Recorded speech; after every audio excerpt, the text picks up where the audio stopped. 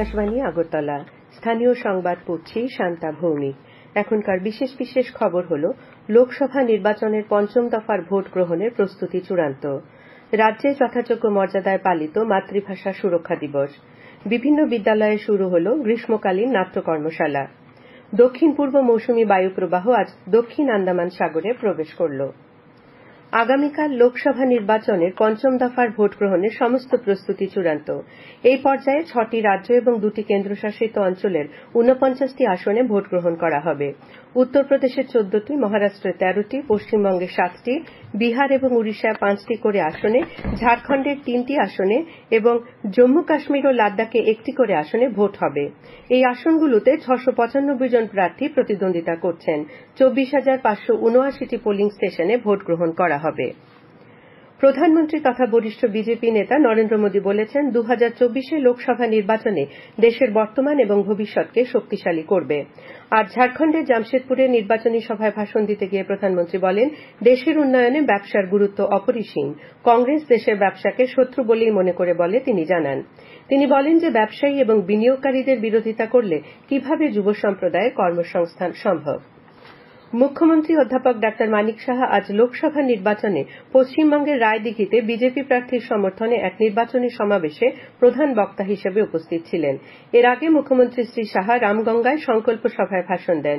মুখ্যমন্ত্রী নির্বাচনী প্রচারের ফাঁকে দক্ষিণ 24 পরগনার গুরুদাসপুরের 200 বছর প্রাচীন পারুইদের লাটে বিশালাক্ষী শীতলা মনসা মন্দিরেও পুজো দেন। আজ 19শে মে।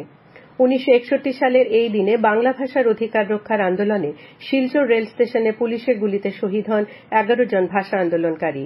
এই দিনটিকে স্মরণে রেখে ত্রিপুরা পাবলিশার্স গিল্ডের উদ্যোগে আজ কর্নেল চৌমুহনীতে স্মৃতিচারণ ও আলোচনা সভা অনুষ্ঠিত হয়।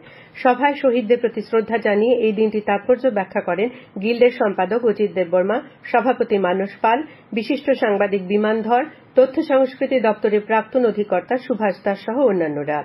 এদিকে অক্ষর পাবলিকেশনের উদ্যোগে অনুষ্ঠিত হয় আলোচনা সভা, কবিতা পাঠ ও শহীদদের স্মৃতিচারণ অনুষ্ঠানে আগরতলার কবি সাহিত্যিকরা উপস্থিত ছিলেন।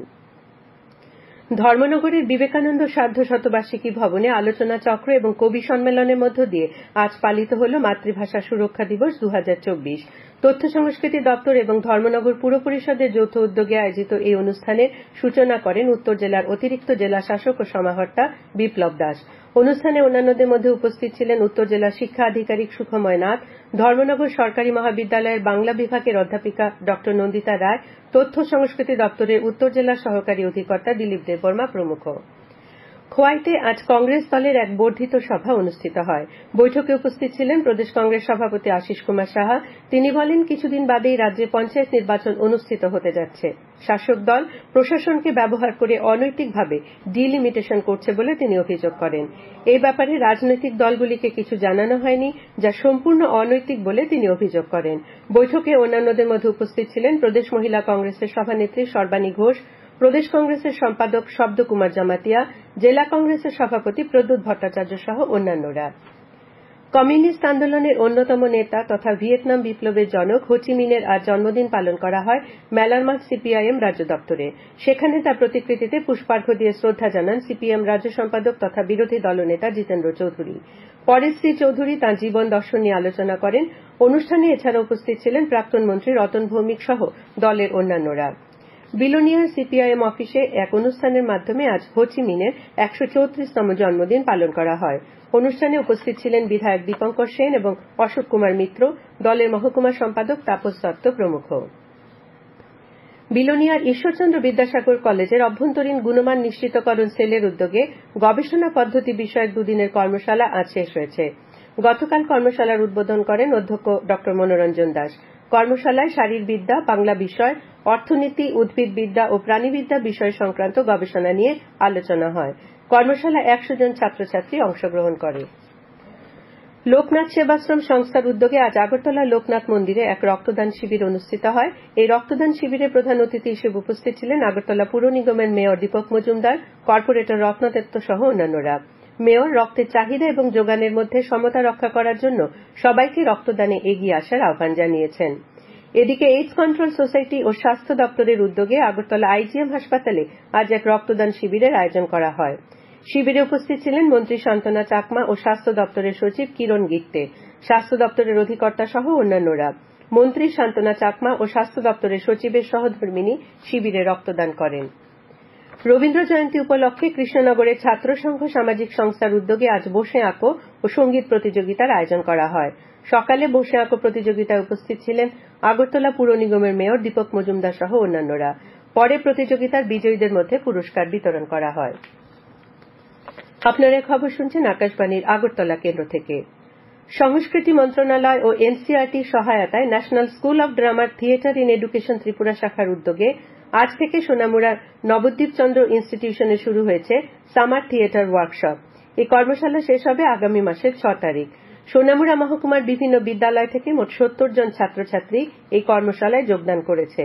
ত্রিপুরা ছাড়াও পার্শ্ববর্তী আসাম, পশ্চিমবঙ্গ এবং রাজস্থানের প্রশিক্ষকরা কর্মশালায় প্রশিক্ষণ প্রদান করছেন।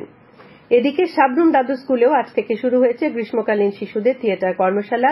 এই কর্মশালার সূচনা করেন সাব্রুম দাদু স্কুল পরিচালন কমিটির সভাপতি শান্তিপ্রিয় Bhowmik.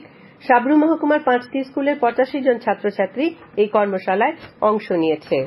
Tripura TET teachers welfare অ্যাসোসিয়েশনের উদ্যোগে সিবিএসই বোর্ড পরিচালিত মাধ্যমিক এবং উচ্চ মাধ্যমিক পরীক্ষায় আমবাসা মহকুমার 60% উপরে নম্বর প্রাপক 102 জন ছাত্রছাত্রীকে আজ সম্বর্ধনা প্রদান করা হয়।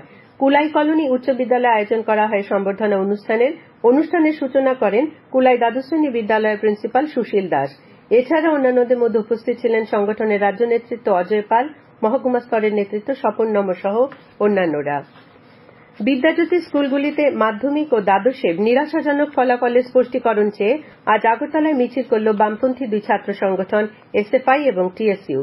এসএফআই রাজ্য সম্পাদক সন্দীপন দেব অভিযোগ করেন, স্কুলে নিরাশাজনক ফলাফল নিয়ে সরকারের তরফে কোনো বক্তব্য এখনো শোনা যায়নি। তিনি দাবি জানিয়ে বলেন, বিদ্যাজ্যোতি স্কুলগুলিতে বাংলা এবং ইংরেজি মাধ্যমে পড়ুয়াদের নিজ নিজ ভাষায় পরীক্ষার সুযোগ দিতে হবে।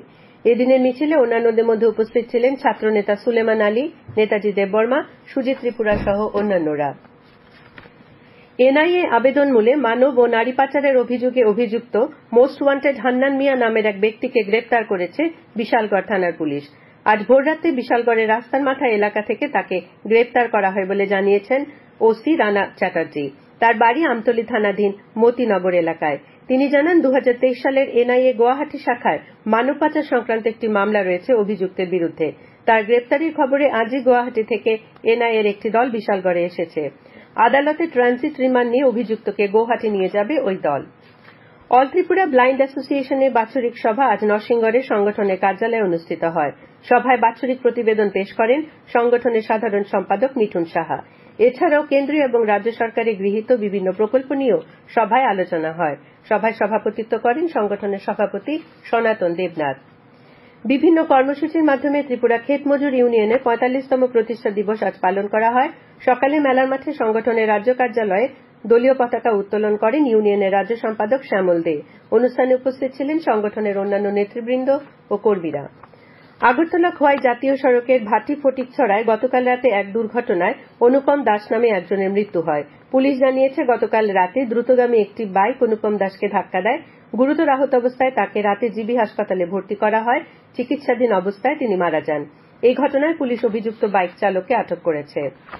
বিশালগড় থানার পুলিশ 1 কোটি 20 লক্ষ টাকা ব্রাউন সুগার পাচারের মামলায় ফারুক হোসেন নামের আরও এক পাচারকারীকে গ্রেপ্তার করেছে। ঘটনায় গ্রেপ্তার হওয়া অপর অভিযুক্তকে জিজ্ঞাসাবাদের পর ফারুক হোসেনকে সোনামুড়া থেকে গ্রেপ্তার করা হয়েছে বলে জানিয়েছেন বিশালগড় থানার ওসি রানা চ্যাটার্জি। তেলিয়ামুড়া মহকুমার কপালিটিলা গ্রামে গতকাল রাতে বন্য হাতির আক্রমণে এক কৃষকের গবাদি পশু মৃত্যু হয়। বন্য হাতির আক্রমণে কৃষিক্ষেতের ধান ও সবজি নষ্ট হচ্ছে বলে জানিয়েছেন স্থানীয় বাসিন্দারা। উল্লেখ্য, বন্য হাতির আক্রমণে ইতিপূর্বে বেশ কয়েকজনের মৃত্যুও হয়েছিল। শান্তিরবাজার ক্রিকেট অ্যাসোসিয়েশন আয়োজিত মহকুমা সিনিয়র ক্রিকেট টুর্নামেন্ট চ্যালেঞ্জার ট্রফির আজকের ম্যাচে গ্রিন আর্থ সোসাইটিকে 69 রানের ব্যবধানে হারাল ব্রু জোয়ান মুথু। বিজয়ী দলের আলয় দেববর্মা 2 ওভারে 4 রানে 3 উইকেট ও উমেশ রিয়াং 37 রানে 4 উইকেট তুলে নেয়। ঘরোয়া প্রথম ডিভিশন লীগ ক্রিকেটে আজ অনুষ্ঠিত 3টি ম্যাচে চলমান সংঘ পোলস্টার ক্লাব ও ইউনাইটেড বিএসসি জয়লাভ করেছে। এমবিবি স্টেডিয়ামে পোলস্টার ক্লাব 117 রানে বনমালীপুর ক্রিকেট ক্লাবকে, পুলিশ ট্রেনিং একাডেমি মাঠে চলমান সংঘ 10 রানে মৌচাক ক্লাবকে এবং টিআইটি মাঠে ইউনাইটেড বিএসসি 4 উইকেটে ওল্ড প্লে সেন্টারকে পরাজিত করে। সদরের আন্তঃস্কুল ক্রিকেট প্রতিযোগিতায় আজ অনুষ্ঠিত 3টি খেলায় ভবন ত্রিপুরা বিদ্যামন্দির, হেনরি ডিরোজিও স্কুল এবং বিদ্রোহী কবি নজরুল বিদ্যাভবন জয়লাভ করেছে। নরসিংগড়ের পঞ্চায়েত মাঠে অনুষ্ঠিত সকালের খেলায় ভবন ত্রিপুরা বিদ্যামন্দির 8 উইকেটে আনন্দনগর স্কুলকে এবং একই মাঠে দুপুরের খেলায় হেনরি ডিরোজিও স্কুল 16 রানে শ্রী রবিশঙ্কর স্কুলকে পরাজিত করে। অপরদিকে তালতলা মাঠে সকালের খেলায় বিদ্রোহী কবি নজরুল বিদ্যাভবন 6 উইকেটে নন্দননগর স্কুলকে হারিয়ে দেয়। বৃষ্টির কারণে এই মাঠে প্রগতি বিদ্যাভবন ও শিক্ষানিকেতনের দুপুরের খেলাটি বাতিল হয়ে যায়। আজ দক্ষিণ পূর্ব মৌসুমী বায়ু প্রবাহ দক্ষিণ আন্দামান সাগরে স্পর্শ করেছে। এর প্রভাবে আগামী মাসের প্রথম দিকে কেরল এবং ত্রিপুরা সহ উত্তর পূর্বাঞ্চলের বর্ষার আগমন ঘটতে পারে। এদিকে রাজ্যে পরবর্তী 24 ঘন্টার আবহাওয়ার পূর্বাভাসে জানানো হয় আকাশ সাধারণত মেঘলা থাকবে, বজ্রবিদ্যুৎ সহ হালকা থেকে মাঝারি ধরনের বৃষ্টি হতে পারে। আজ বিকেল পর্যন্ত আগরতলা ও তার আশপাশে বৃষ্টি হয়েছে 13.3 মিলিমিটার। উত্তর জেলা, ঊনকোটি ও ধলাই জেলায় বিক্ষিপ্তভাবে বজ্রবিদ্যুৎ সহ বৃষ্টি ও ঘণ্টায় 40 থেকে 50 কিলোমিটার বেগে এবং রাজ্যের বাদবাকি জেলায় 30 থেকে 40 কিলোমিটার বেগে ঝোড়ো হাওয়া বয়ে যাওয়ার সতর্কবার্তা দেওয়া হয়েছে। শেষ করার আগে বিশেষ খবরগুলি আরেকবার। লোকসভা নির্বাচনের পঞ্চম দফার ভোট গ্রহণের প্রস্তুতি চূড়ান্ত। রাজ্যে যথাযোগ্য মর্যাদায় পালিত মাতৃভাষা সুরক্ষা দিবস। বিভিন্ন বিদ্যালয়ে শুরু হল গ্রীষ্মকালীন নাট্য কর্মশালা। দক্ষিণ পূর্ব মৌসুমী বায়ু প্রবাহ আজ দক্ষিণ আন্দামান সাগরে প্রবেশ করল। স্থানীয় সংবাদ আজকের মতো এখানেই শেষ হল।